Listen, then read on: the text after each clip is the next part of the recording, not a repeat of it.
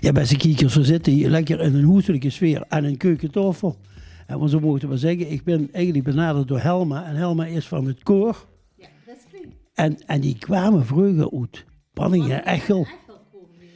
Daar hadden die de oorsprong. En je zit al een tijdje, zit je eigenlijk een beetje dichter bij elkaar gekomen. En het zit nu eigenlijk een beetje in het Remuntje. En toen had ze een geweldige, ik heb hem pas geleden, een paar weken geleden, bij de fanfare en de kapel hebben gehoord.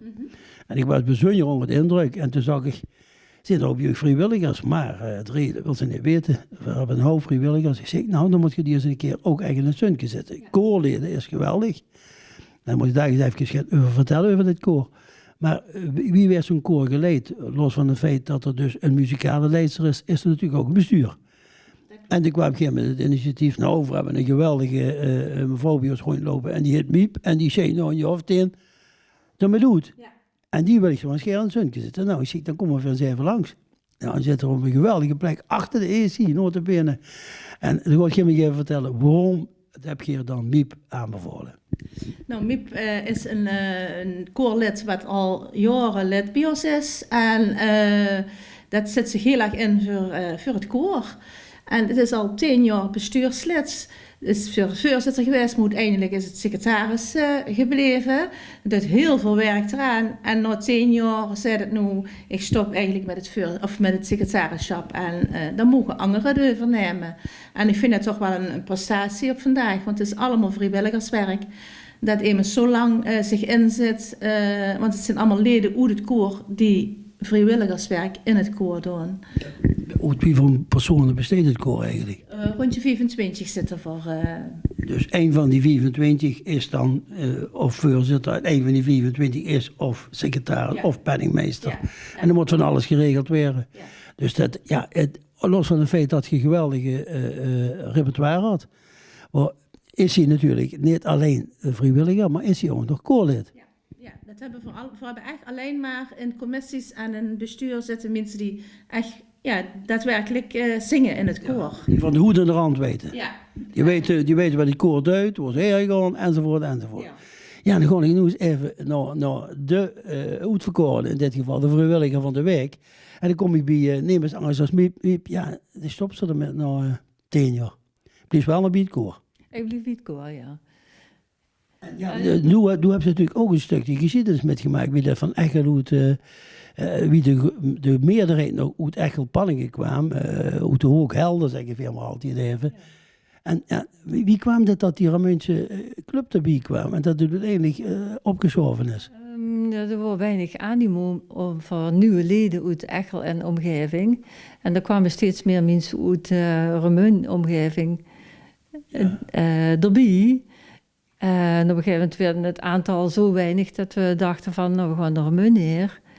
Of eigenlijk dacht ons dirigenten dat. Want ze wist dat er in Remun wel mensen waren die geïnteresseerd waren om lid te worden, maar die niet zo zin hadden om zo wie te gaan reizen. Dat is te begrijpen. Maar je hebt natuurlijk een geweldig enthousiaste dirigenten. Ja. Ik heb er met heel veel enthousiasme op afstand zitten te kijken. Nou, die geeft wat die keer. Die hield de club wel bijeen. En dat, die sprong daarvoor. Of die dacht, nou, wie zo'n kan het zijn? Wie zo'n kan immers een koor begeleiden, wie ze van spreken. Ja. Vertel even. Ja, we hebben inderdaad een hele bijzondere dirigente die echt het hart van het koor is. En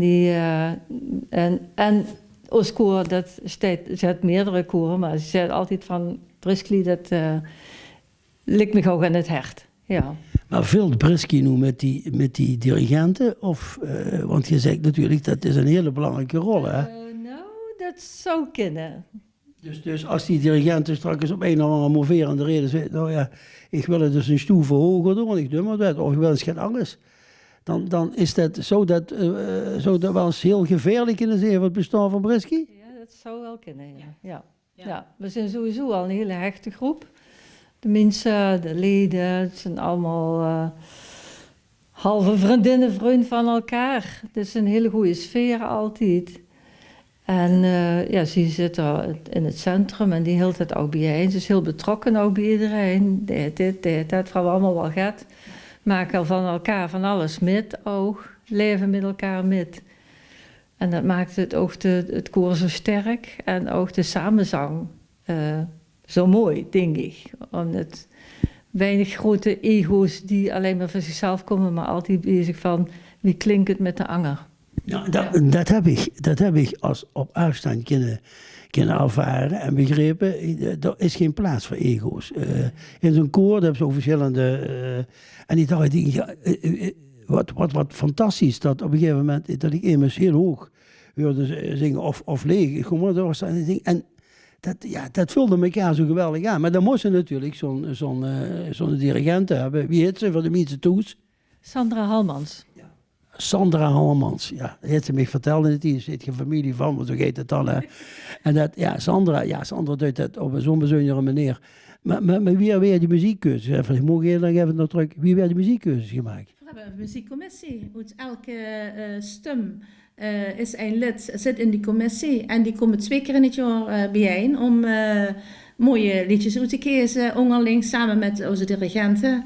En door werd de keuze opgemaakt. Dus dat werd echt vanuit het koor gedragen.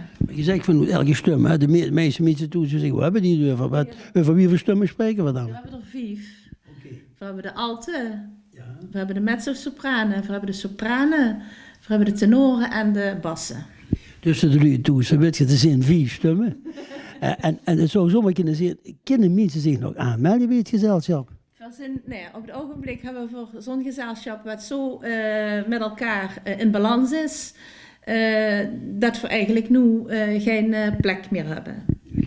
Beert had het niet kunnen uitdrukken. In balans betekent we zitten volle. En we zitten, het goed wel wat je zegt, er moet een samenhorigheid zijn. Ja. We weten van elkaar alles.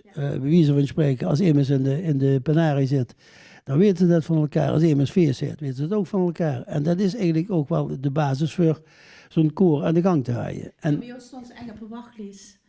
We hebben nu toevallig een lid is erbij gekomen en er werd plek voor. En die had al 15 jaar wilt bij Briskly komen en daar is nu dan plek voor. Dus die stemmen moeten ook, je kunt niet 20 tenoren hebben, maar en 5 bassen. Het moet allemaal in balans zijn. En dat is onze dirigent, die hield dat heel goed in de gaten. Ook van één stem, dat de stemmen bij elkaar passen. Hè? Ja, ik moet zeggen, dan moest het, voor de toekomst, je moet Briskly gehoord hebben om met te kunnen denken over wat Briskly is. Voor mij was Briskly een openbaring. Ik had die nooit eerder gehoord. En dat was in een combinatie met Van Vaar. Ja, dat was een geweldige middag. En dan, nu even, wie lang besteedt Briskly? Ja, en die is ontstaan natuurlijk in het Panningse, Eichelse. 28 jaar.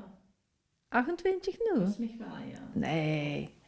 Ja, goed. Nee. Maar die komen vroeg, dat gaan we opzoeken. We gaan dat... 30. Want de 25 is er nou een cd gemaakt. Oh ja. Kijk. Dus zitten over de 30. Oh, dan zit de discussie is vanaf 98 of van 89. Ja, maar komen we aardig in de buurt van die 30. In de notulen van de AIE-notulen zijn er verschillende datums. Ja. Maar we zitten over de 30 in ieder geval al, ja. Maar moest je je voorstellen dat er een koor een soort volksverhoezing doormaakt van het Eichelse Panningse naar Amuin toe. En dat zelfs hier in Midden-Limburg nog steeds mensen komen uit, ik heb het al gezegd, zit dat heet en ook nog voormalig geleden uit de Panningse nemen gaan. Of zijn er nog wie? Ja, er zijn er 3 die komen vanuit Heidse, Roggel en Panningen. Ja. Die komen nog altijd, dat zijn de langst... De diehards, ja, die zijn metgegangen.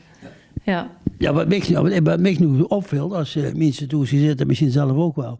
Er zitten 2 dames te spreken over een koor en dan, die hebben zo'n geweldige glinster op hun gezicht. En zeggen, jongens, het is toch ons koor. We spreken vanuit het hart en we beschermen dat, we vinden dat fantastisch.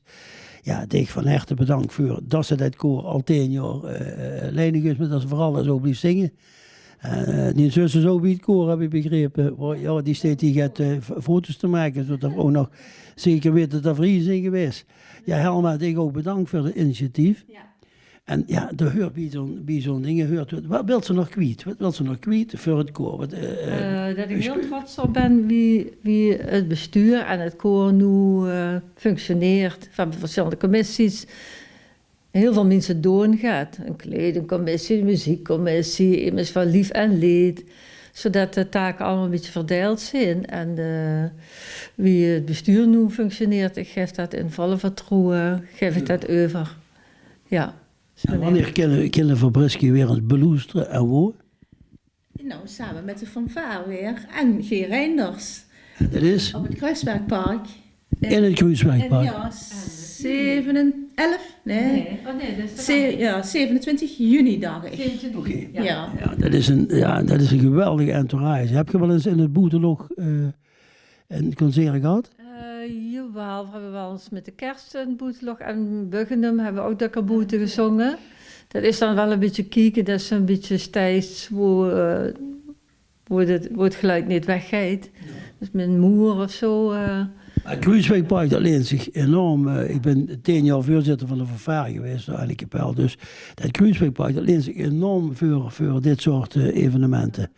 En dan... We hebben nog nooit gezongen. Nee. Nou, let op. Dus nou mensen, dan weet je dat. Ergens in de zomermaanden volg in ieder geval de sociale media. En volg ook dit gezelschap Brisky. Maar volg ook de fanfare en de kapel. En G. Reinders zit erbij. Nou, wat kunnen we nog meer hebben? Dus ergens in de zomermaanden een heerlijk concert. Met Brisky erbij. En een aanbeveler, zou ik bijna zeggen.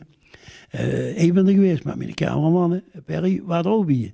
En veel genoten toen, fantastisch aan de kapel. Dames, we zijn blij dat ik zo door de week echt nog met zo'n gezelschap bijeen zit. Die met zoveel enthousiasme kunnen spreken over Brisky. Maar vooral over haar eigen hobby. Want heb je nog meer hobby's? Doet je nog hockeyen of zo gaat? Nee. En dan yoga en ik zit nog met hem ook nog in een ander koor. Oh, nog een ander koor ook nog? Oh. Ook bij Sandra. Oh, bij Sandra. Ja, Klassiek koor, ja. ook klassiek koor. Nou, Een geweldig. heel klein groepje van 9 man. Ja. Nou, geweldig. Oh ja. En op de achtergrond, mam. En mam verzorgen. Dat is ook nog een hobby. Ja, want mam, die is dan niet meer de jongste. Nee, die is 93. Ze wil trots op dat ze nog zo zelfstandig is en dat ze nog zo kan genieten van het leven. Ja. Je hebt ook wel een paar prachtige dochters, moet ik zeggen. Zeg je vanaf deze kant. Ook dat is een vorm van een vrijwilligersopdracht. Ja, nu, wat kan ze nog zonder hebben als met een paar enthousiaste mensen die spreken over haar koor, maar ook over dat er nog een man is van 93 jaar, maar dat ze nog bij een ander koor zijn. Maar dat ze midden in het leven staan. Heb je ook iemand die midden in het leven staat? Of je denkt, ik ken iemand die heel goed vrijwilliger is. Laat het dus weten. Romont Nieuws komt dan samen met onze cameraman en ik als interviewer wie je spreekt, ben je langs. Dus je weet het hè. Dit programma werd weer uitgezonden op kanaal 45. Elke zaterdagavond komt het erop. En zo zeg je, doet weerziens hè. Verzin ons. Bedankt. Nou, niet? Proficiat, hè? Bedankt, hè? Maar dat doen we morgen voor de officiële actie. En de vlag? We hebben geen vlag, moet je geen vlag hebben? Wat een prachtige bloemen. En dan een lekker. Voor de koffie. Alsjeblieft. Dit programma wordt mede mogelijk gemaakt door Albert Heijn Heerschap en Bakkerij Heerschap. 365 dagen per jaar ambachtelijke en verse producten van Bakkerij Heerschap. Verkrijgbaar bij de Albert Heijn Heerschap supermarkten in Roermond.